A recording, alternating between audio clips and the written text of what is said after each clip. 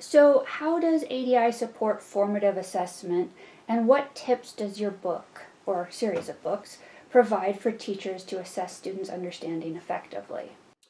So when I think about assessments, I think about measurements of what students can do or know or can do at a certain point in time.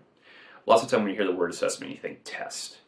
But if you think more of assessment of getting a measure of what kids know or can do, that opens up a lot of opportunities of how to best go about doing that.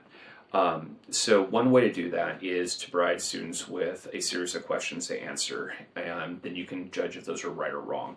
Another way to do that is to have students actually use the ideas and practices that you are expecting them to learn. And as they're using those ideas and they start creating different products, for example, arguments or investigation proposals or reports, their thinking then becomes very visible without having to dedicate a special time for them to answer questions, let's say on a test.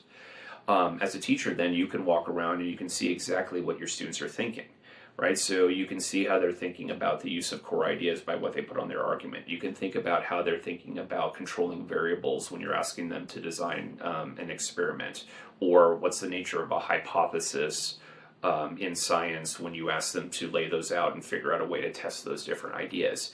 It becomes embedded in what you're doing. And the nicest part about that, all you have to do then is take that information that you're seeing and you can do a quick lesson, or you can provide students with targeted guidance, right? So the idea behind this being formative assessment is just thinking of making kids thinking visible as they're working, and then using that information to help them progress in some way.